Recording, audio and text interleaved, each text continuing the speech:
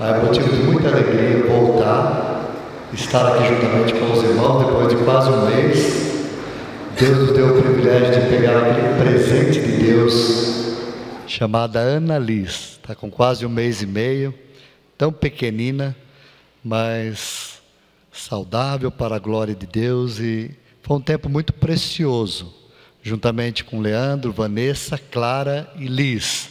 Tem mais uma na família. A família está aumentando. Eu acho que agora vai parar, né? Mas foi um privilégio estar ali. Deu para estar com liderança da Missão Novas Tribos.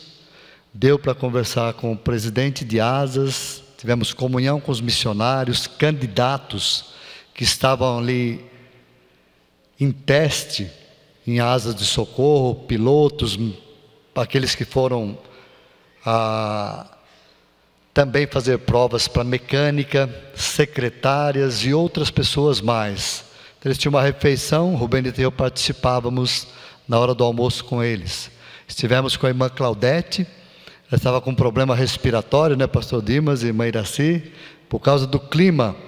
O clima de Anápolis está aproximadamente com 30% no máximo de umidade. Então é bem pouco. Seca os narizes, as narinas, seca a garganta, como diz alguém, seca a goela, aí fica difícil para respirar à noite, mas tem-se algumas maneiras de passar um pouco melhor quem não mora ali. Mas foi um tempo muito bom em Anápolis. Conversamos também com missionários da Novas Tribos, com a liderança da Novas Tribos, e aquele projeto que nós tínhamos, Rubenita e eu, talvez de ir para Goiás, pastor, a liderança falou, fica lá no Nordeste mesmo. Então parece que os irmãos, se nos suportarem aqui, vamos ficar juntos, né, mais um tempo. É motivo de muita alegria estar de volta. Depois, dia 29, chegamos dia 9 em Anápolis. Dia 29, Rubenita veio para a Vitória da Conquista e segui para Belém. Encontramos o pastor Vitor lá e fomos conversar com a liderança da MEIB. Foi um tempo muito gostoso, um tempo muito bom, onde Deus nos abençoou ali. E na sexta-feira, pousamos aí no aeroporto, Deus permitiu que o tempo estivesse aberto, e hoje estamos aqui juntamente com os irmãos, alegres, com o coração transbordando de alegria de estar em casa. E minha netinha, que está ouvindo neste momento, o vovô lá, um abração para eles lá em Anápolis. Então foi uma viagem muito boa, um tempo muito precioso, porque Deus estava na frente dirigindo as coisas. Então foi obrigado a esta amada igreja por tudo o que ela tem feito por nós, pela sua liderança, obrigado pelas orações. Deus nos conduziu, nos levou e nos trouxe em paz. Então a glória e a honra seja toda dada a Ele. Amém, meus irmãos? Vamos nos colocar em pé. Vamos abrir as nossas Bíblias. Salmo de número 49. Salmo de número 49, os versos 7 e 8. A palavra de Deus diz assim, Salmo de número 49, versos 7 e 8. Nenhum deles, de modo algum, pode remir a seu irmão ou dar a Deus o resgate dele. 8. Pois a redenção da sua alma é caríssima, e os seus recursos se esgotariam antes. Que Deus aplique a leitura de sua palavra nos nossos corações. Podeis assentar. O tema da mensagem de hoje é: qual o preço que pode ser pago pelo resgate de uma alma? Qual o preço a ser pago pelo resgate de uma alma? O salmista ele está dizendo aqui que os recursos humanos automaticamente se esgotariam. E há pessoas pessoas que eles dão quase tudo o que eles têm, eles deixam testamentos escritos em nome de pessoas, passando os seus bens, mas pensando que fazendo isso, eles vão alcançar um lugarzinho lá na glória. Mas a palavra de Deus está dizendo, olha, nenhum deles de modo algum pode remir a seu irmão, ou dar a Deus o resgate dele, pois a redenção de sua alma é caríssima e os seus recursos se esgotariam. Deus está dizendo o seguinte, olha, não tem recursos humanos que o ser humano possa pagar para resgatar uma alma que está condenada, está indo para a eternidade sem Cristo. Melhor dizendo, está indo para o inferno. Não tem recursos humanos que possam fazer esse resgate. É claro que é muito bom ajudar entidades, ajudar pessoas carentes, a própria igreja faz isso, mas a igreja não o faz pensando em alcançar o benefício da salvação em Cristo. A igreja o faz porque ela é lavada pelo sangue de Cristo, e o escritor a Tiago diz, aquele que sabe fazer o bem e não faz, está pecando. É por isso que nós fazemos o bem, porque temos o Senhor Jesus Cristo como nosso Salvador. Então podemos fazer o bem, não fazer o bem para alcançar a salvação através destas coisas. Pensando um pouquinho mais, qual o valor de uma alma será o nosso primeiro ponto. Depois nós vamos falar, quem pode pagar esse preço? Em terceiro lugar, nós veremos como foi pago esse preço pelo resgate de uma alma. Meus irmãos, qual o valor de uma alma para a mente humana?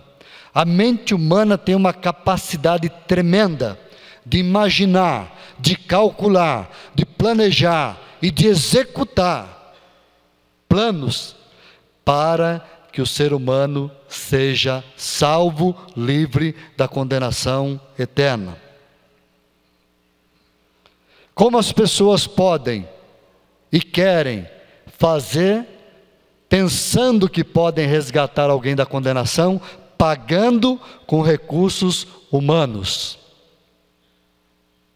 Tem pessoas que ajudam entidades, fazem boas obras. Isso é bom, mas isso não resolve o problema espiritual da pessoa com Deus. Ele pode dar tudo o que ele tiver em suas mãos, nas suas posses, para que, quando ele partir para a eternidade, ele alcance um lugarzinho no céu. Não é dessa maneira e jamais será que ele chegará aos céus, lá na eternidade, doando os seus bens. Deus não aceita de maneira nenhuma dessa maneira que o ser humano tente agir diante de Deus. Tem pessoas que se flagelam, pegam aqueles cordões com objetos pontudos, se batem, se sangram. Outros ajoelham e andam tão longe, quase acabando com seus joelhos, pensando que fazendo isso, dessa maneira, ele vai ter um lugarzinho lá na eternidade.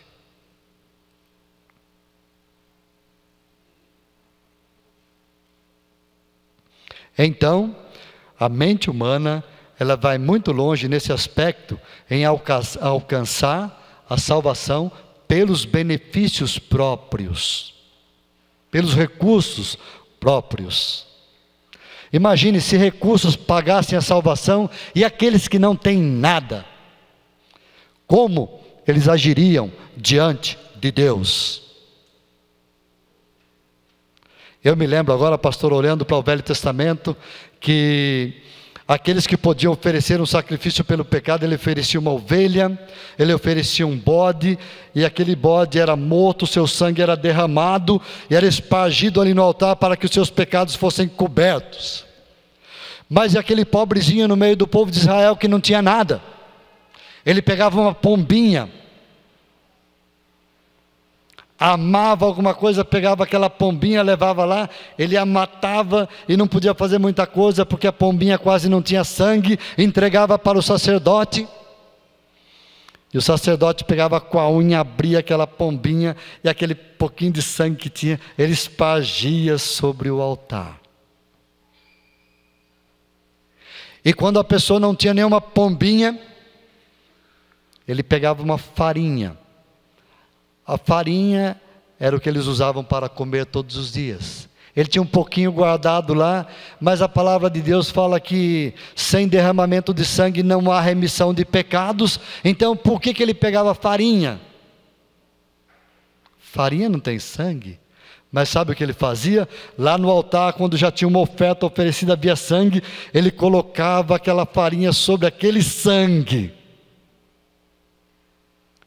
Porque era aquele sangue que cobria os pecados daquela pessoa. Deus planejou a maneira correta para que todos sejam salvos e venham ao conhecimento da verdade. A oportunidade é para todos, desde o início da criação. Então ninguém vai chegar-se diante de Deus com desculpas. Eu não tinha recurso, eu não podia fazer isso, eu não podia fazer aquilo, lá no Antigo Testamento eu não pude oferecer isso.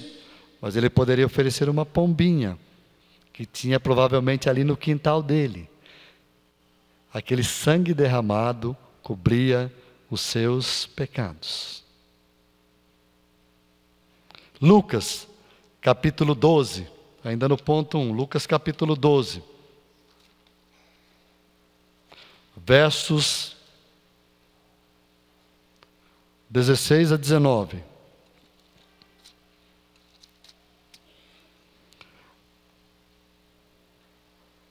E propôs-lhe uma parábola dizendo: a herdade de um homem rico tinha produzido com abundância, e arrazoava entre si dizendo: que farei? Não tenho onde recolher os meus frutos. E disse: farei isto, derribarei os meus celeiros, edificarei outros maiores, e ali recolherei todas as minhas novidades, meus bens. E direi à minha alma: alma, tens em depósito muitos bens, para muitos anos. Descansa, come, bebe e folga. Aquele homem teve uma colheita muito grande, teve que derrubar os celeiros, fazer outros maiores para guardar os seus bens. Ele disse: agora alma, come à vontade, folga à vontade, você tem a vida toda para deliciar essas comidas, as quais foram plantadas e colhidas com as minhas próprias mãos, pelos meus esforços. Então vive, ó minha alma. Vejam só, ele estava confiando nos seus braços, naquilo que ele tinha feito, e agora ele achou que a alma dele poderia viver, e viver comendo daquilo que ele havia produzido. Para muitos anos, descansa, come, bebe e folga. Mas ele não esperava a resposta de Deus para a sua vida.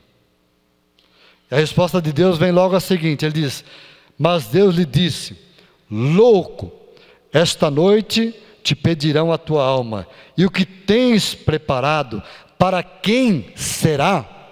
Deus estava dizendo: olha, essa comida que você preparou todo esse tempo não tem valor algum para a eternidade, somente para o seu corpo físico.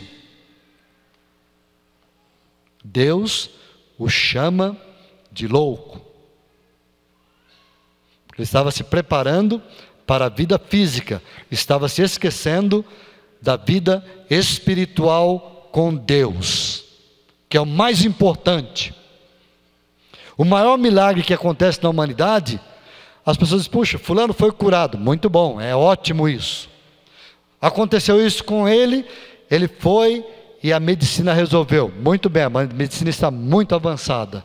Mas esse não é o maior milagre que acontece no mundo hoje. Hoje pela manhã, pastor, estávamos lá em Catarina, falei, milagre é esse daqui, ó. Milagre é o Tonho. O Tonho que o trator virou, a patrola virou. Você é um milagre de Deus, Tonho. Você que vivia bêbado, caído. Você que vivia na beira da estrada quando passávamos com o carro. Você é um milagre de Deus. Você foi salvo, lavado e regenerado pelo sangue de Jesus Cristo. Esse é o maior milagre que Deus opera no coração do ser humano. Amém, meus irmãos?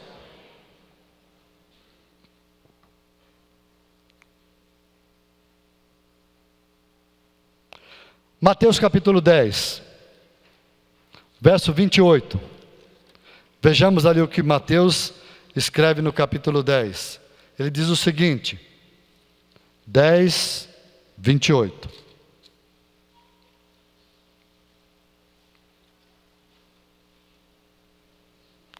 Não temais os que matam o corpo e não podem matar a alma. Temei antes aquele que pode fazer perecer no inferno alma e corpo.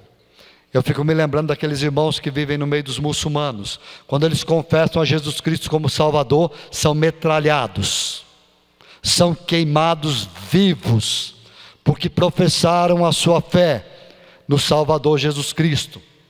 Então esses países, eles não têm democracia coisa nenhuma, estão matando aqueles que professam a fé no Salvador Jesus Cristo. Esses homens estão matando o corpo daqueles queridos irmãos, mas eles não podem tocar a alma deles, porque eles foram lavados pelo sangue de Cristo, e no momento em que são metralhados, eles partem para a eternidade, para morar com Jesus Cristo, porque Jesus os resgatou da condenação eterna. Ninguém, nem metralhadora, nem fogo, vai tirar essa fé que eles têm lá no seu coração. Podem matar o corpo, mas não podem fazer nada com a alma daqueles queridos e amados que têm partido para a eternidade dessa maneira. Segundo ponto, quem pôde pagar esse preço? Muitos homens e pessoas acham que podem pagar o preço de uma alma. Quem pode pagar esse preço de uma alma? Eu me lembro da cultura Yanomami. Não tem jeito, trabalhamos 14 anos lá, quase 14, e eu me lembro muito bem que quando perguntávamos, como é que vocês vão para o céu? Eles respondiam da seguinte maneira, olha, nós temos que ser boas pessoas, fazer boas obras, doar os nossos pertences. Dessa maneira nós vamos conseguir entrar no retumice. Mas eu perguntava, e se vocês não forem bons, não conseguirem doar seus pertences, como é que vocês vão entrar no retumice, no céu? Ele falava, olha, tem dois caminhos, um para o céu, outro para o inferno. No meio do caminho tem um juiz, o nome dele é o Atariwa.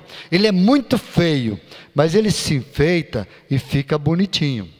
Ele está lá naquele caminho. Se eu chegar com uma boa conversa com ele e conseguir ganhá-lo através da minha conversa, ele me manda para o céu, ainda que eu não fiz boas obras, mas se eu conseguir convencê-lo, ele me manda lá para o retumice, não me manda para o Shobariwaka, que é inferno. Ele sabe que tem o inferno, Shobariwaka, inferno, retumice, o céu. Então se ele for Uma pessoa que tem uma boa conversa, ele consegue enganar o juiz o Atau Atariua, e ele vai conseguir um lugar no retumice.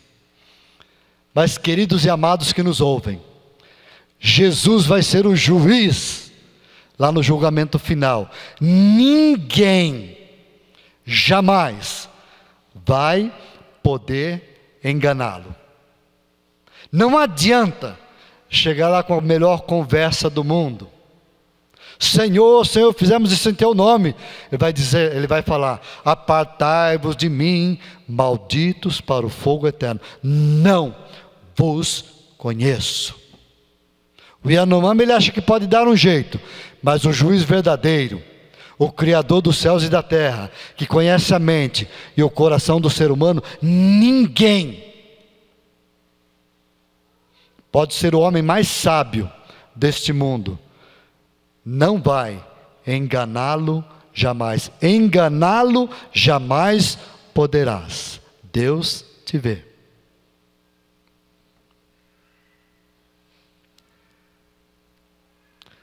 Muitos fazem oferendas a tantos deuses para alcançar uma graça de alcançar um lugar nos céus. Culturas e culturas, povos e mais povos, até pessoas se tornam suicidas para irem para o céu. Pessoas colocam bombas e se explodem e matam pessoas que não têm nada com nada. Eles acham que dessa maneira estão alcançando o céu. Não, nunca e jamais alcançarão o céu de Jesus Cristo dessa maneira. Não é desse jeito, não é pelo esforço humano, não é a maneira de o homem agir diante de Deus que ele vai alcançar o céu. Porque com esse preço, pagando com a própria vida, querendo enganar a Deus através de conversas, fazendo boas obras, isso não vai levar ninguém ao céu verdadeiro de Jesus Cristo. Então, como o homem pode achegar-se a Deus? A maneira de Deus, do jeito de Deus, aí o homem, mulher e criança podem achegar-se a Jesus Cristo. Não impondo condições. Alguém fala: daqui um tempo, conversando com muitas pessoas, daqui um tempo eu vou pensar nisso e tomar uma decisão. Deixa a minha vida por enquanto. Não é dessa maneira que o homem vai convencer a Deus. Não é dessa maneira que o homem vai convencer o Espírito Santo. Não é assim. Tem que ser a maneira de Deus. Então o homem não pode pagar preço algum pela sua salvação. Somente Deus tem a maneira correta de salvar o homem, da maneira dele, do jeito dele e como ele planejou. Lembre-se rapidamente, voltem um pouquinho a mente aí, quando Adão e Eva estão lá no paraíso, lá no jardim do Éden, eles desobedecem a Deus, comem do fruto proibido. Sabe o que acontece? Quando Deus desce para conversar com eles, eles correm, eles se escondem. Eles estavam sem roupa, nus, antes do pecado, não tinham vergonha, mas quando pecaram, eles correm e se escondem. Aí o que eles fizeram? Pegaram folhas e fizeram uma roupa para si mesmo, tentando colocar a justiça própria, dizendo: estamos cobertos diante de Deus, não teremos problemas com Deus, usando a justiça humana, a justiça própria. Deus não aceita. Deus sacrificou um animal, tirou aquela roupa deles e colocou a pele do animal sobre Adão e Eva. Mas alguém teve que morrer. Um animal teve que morrer, o sangue teve que ser derramado, para que Adão e Eva pudessem ser cobertos. Essa é a maneira de Deus. O sangue, uma vida tem que ser paga, o sangue tem que ser derramado, para que os pecados possam ser perdoados. Então somente Deus pode fazer isso. E o preço, quando nós vamos ali para Pedro, capítulo 1, verso 18 e 19, ele fala: olha, não foi com prata, nem com ouro, que nós fomos resgatados da nossa vã maneira de viver. Prata e ouro, Deus é dono da prata e do ouro. Para que Ele quer isso? Eu não sei, porque tem homens querendo ser salvo, querendo comprar, pagar a Deus com essas coisas. Deus é o dono de tudo, Ele não precisa. Mas tem pessoas que pensam assim. Aí Pedro diz, olha, não é com prata nem é com ouro, mas é a maneira de Deus, com o precioso sangue de Jesus Cristo, como de um cordeiro imaculado.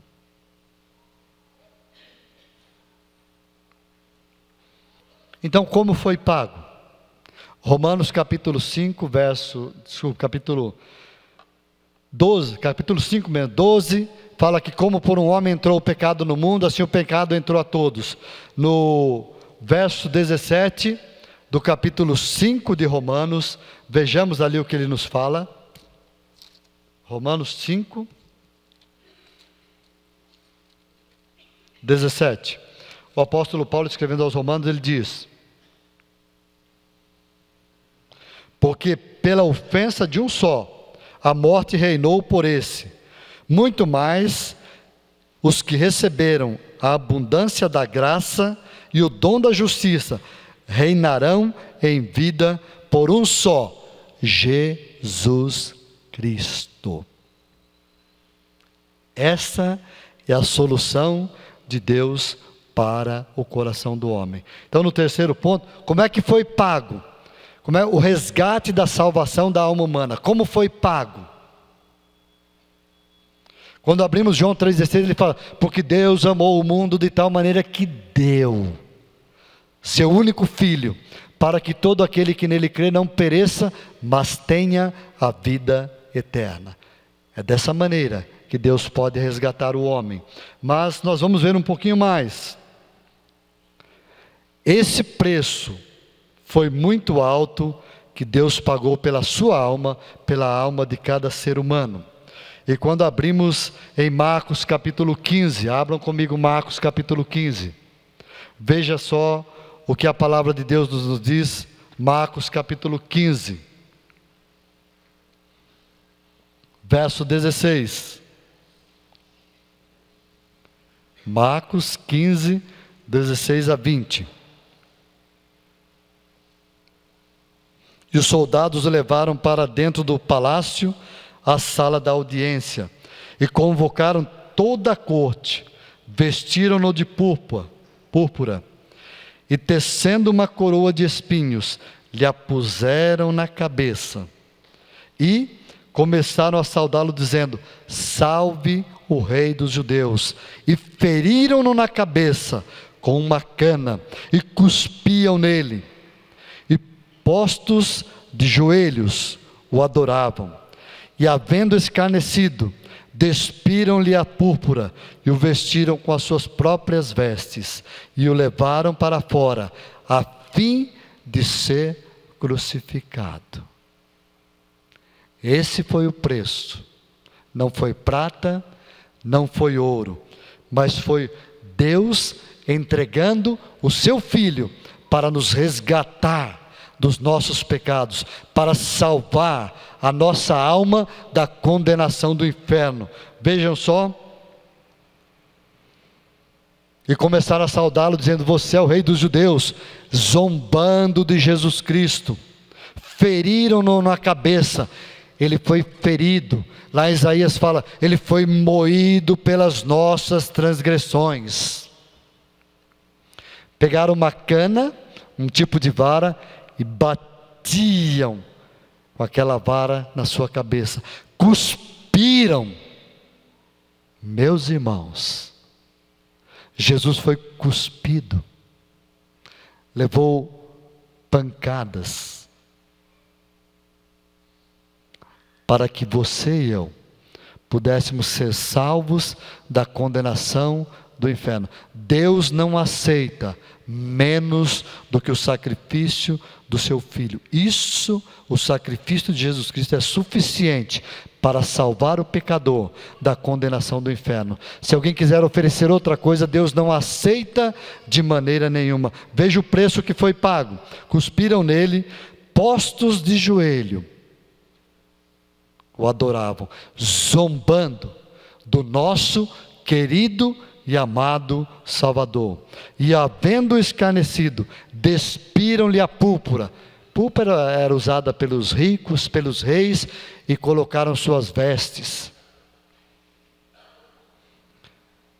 Esse é o verdadeiro Salvador Jesus Cristo. E o levaram para fora, a fim de ser crucificado. Isso ele já havia tomado chicotadas, ele já havia apanhado. Eles pegaram uma coroa de espinhos zombando e cravaram-na na sua cabeça. E o sangue começou a escorrer pelo seu rosto. Imagine aquela cena do Calvário. Isso começou ao meio-dia, o sol quente, forte. Imagine uma pessoa toda ensanguentada ao sol, que dor terrível. Ele estava passando pelos nossos pecados. Não foi apenas a dor física, mas a maior dor que ele estava passando naquele momento era o pecado de toda a humanidade sendo colocado sobre ele. Essa foi a maior dor. Porque lá Paulo escrevendo aos Coríntios, 2 Coríntios capítulo 5, verso 20 diz: aquele que não conheceu o pecado, ele o fez pecado por nós, para que nele fôssemos feitos justiça de Deus. Para termos a justiça de Deus em nossas vidas, Cristo precisou levar os nossos pecados sobre a sua carne, dilacerada. Ao meio-dia, naquele sol quente, Jesus Cristo todo ensanguentado, e ainda o pegaram e o crucificaram. Imaginem a dor que ele passou. Eles colocavam na cruz bandidos, estupradores, assassinos. Jesus Cristo, o Filho de Deus, o Salvador da humanidade, Ele tomou o seu, tomou o meu, tomou o nosso lugar. E a palavra de Deus fala: e o sangue de Jesus Cristo nos lava e nos limpa de todo pecado. Não é prata, não é ouro, não são boas obras, mas é o sangue de Jesus Cristo, que tem esse poder para salvar e libertar o pecador. Aí ele olha para Deus e fala: Deus meu, por que me desamparaste? Imagine o pai, o filho, pedindo socorro para o pai, e o pai não podia fazer nada naquele momento para tirá-lo daquela situação. Se Deus o tirasse daquela situação, todos nós estaríamos no inferno, em chamas, no lago de fogo. O pai olhando para o filho, e provavelmente teve que virar o rosto do lado, porque Ele nos ama. Que Deus nos ama. O preço do seu filho foi muito alto. Por isso, estimado amigo ouvinte, Deus não vai hesitar em mandar para o inferno e para o lago de fogo aqueles que rejeitarem esse presente de Deus. Ele vai falar para aqueles que têm Jesus como Salvador: vinde benditos de meu Pai, possuí o reino que vos está preparado. Mas aqueles que rejeitam o presente de Deus, rejeitam o sacrifício de Cristo, esse preço tão alto, apartai-vos de mim, malditos, para o fogo eterno. Essa vai ser a voz de Deus para aqueles que rejeitarem esse presente. E Jesus crucificado ali, meio-dia, 1, 2, 3 horas da tarde. Ele dá um brado, e ele diz: está consumado. A obra que o Senhor Deus, meu Pai, colocou nas minhas mãos, eu a cumpri cabalmente. Ele dá um suspiro, um brado e morrem.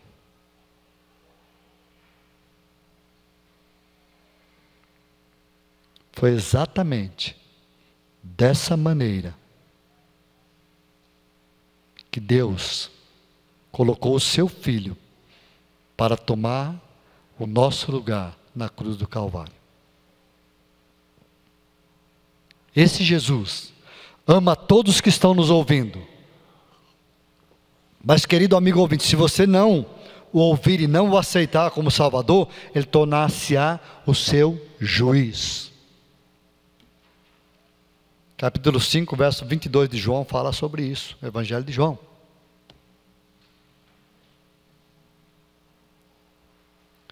Parece que tudo havia acabado, Jesus suspirou, morreu, eles o pegaram, sepultaram. Sabe quem estava contente? O diabo e os demônios estavam vibrando. Jesus está morto. Agora ele não vai mais nos atormentar. Agora nós temos liberdade de trabalhar. E agora? Vamos trabalhar à vontade. Jesus está lá, na sepultura. Como é que ele vai sair daquele lugar com aquela pedra tão grande? Ah, meus irmãos, passou o primeiro dia, o segundo dia, mas ao terceiro dia, no primeiro dia da semana pela manhã, Deus o ressuscitou dos mortos. Jesus Cristo voltou a viver como Senhor dos céus e da terra. Imagine o pavor das trevas, o pavor do diabo, o pavor dos demônios, com Cristo vivo, agora para salvar aqueles que o recebem como seu único e suficiente Salvador. Imagine aqueles que zombavam: ah, acabou. Não, ele está vivo, ele ressuscitou. O pastor Infante entrou lá e disse que quando sai lá no túmulo, está escrito: ele não está aqui. Esse é o nosso querido e amado Salvador. Amém, meus irmãos? Encerrando. Você que está nos ouvindo, ouviu a mensagem que nada pode salvar o homem a não ser Jesus Cristo, aquele que morreu pelos nossos pecados, foi sepultado e ressuscitou ao terceiro dia.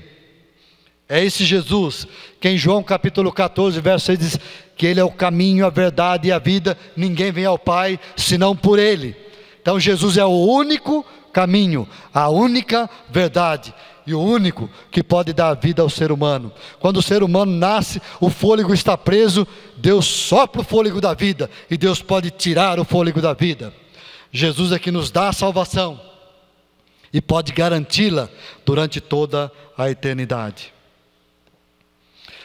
João capítulo 1, verso 12 fala: mas a todos quantos o receberam, deu-lhes o poder de serem feitos filhos de Deus. Todo homem, mulher e criança que vem ao mundo é criatura.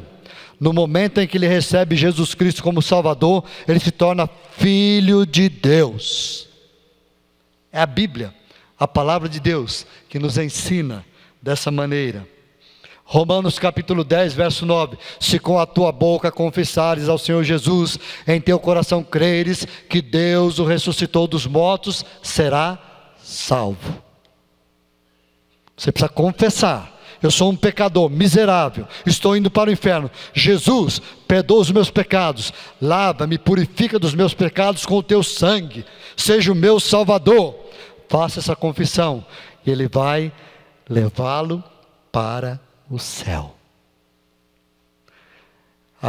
Colossenses capítulo 1, verso 13 fala que Ele nos resgatou do império das trevas e nos transportou para o reino do Filho do seu amor. Finalizando, Apocalipse capítulo 3, verso 20. Ele diz: eis que estou à porta do seu coração e bato. Jesus está aí batendo na porta do seu coração. Se você abrir, Ele vai entrar, fazer morada, vai ser o seu Salvador, vai perdoar os seus pecados, vai lhe dar a vida eterna, vai ser o seu melhor amigo. E sabe o que ele promete? Eis que estarei com você todos os dias, até a consumação dos séculos. Eu gostaria que os irmãos baixassem as cabeças, estivessem orando. Todos que ouviram a mensagem, inclusive aqueles que estão na internet, que Deus os abençoe. Para você que está aí na internet e os que estão aqui nesta noite, eu gostaria de perguntar o seguinte: todos que ouviram a mensagem, há alguém hoje à noite, sabendo que somente Jesus Cristo pode salvá-lo, ninguém mais, você gostaria de recebê-lo como seu Salvador nesta noite? Aquele que morreu pelos seus pecados, derramou o sangue, foi sepultado e ressuscitou ao terceiro dia.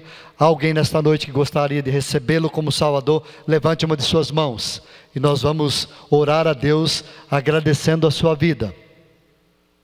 Há alguém, querido amigo, não tenha medo, não tenha vergonha. Esse é o melhor momento que pode acontecer na sua vida, saindo do reino das trevas e vindo para o reino do Filho do seu amor. Faça essa decisão e a palavra de Deus e a paz de Cristo vai encher o teu coração. Há alguém nesta noite que deseja receber a Cristo como Salvador? Levante uma de suas mãos manifestando esse desejo e nós vamos orar a Deus agradecendo a sua vida. Não deixe que a vergonha, o medo, a timidez o impeça de fazer isso. Vamos dar mais uma oportunidade. Há alguém que entendeu a mensagem que só Jesus Cristo é o único que pode salvá-lo? Manifeste levantando uma de suas mãos. Nós agradecemos a Deus por esse momento. Estamos encerrando o culto. Vamos terminar o culto. Esperamos que você tenha compreendido a mensagem. Não durma essa noite sem receber o presente de Deus para a sua vida, que é o Senhor Jesus Cristo. Então o culto estamos encerrando, pastor.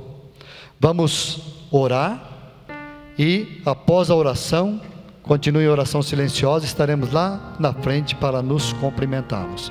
Nosso Deus e Pai, muito obrigado pela Tua palavra, obrigado pela salvação em Cristo, te louvamos por tudo que o Senhor tem nos dado nesta vida, o presente maior que é o Senhor Jesus Cristo.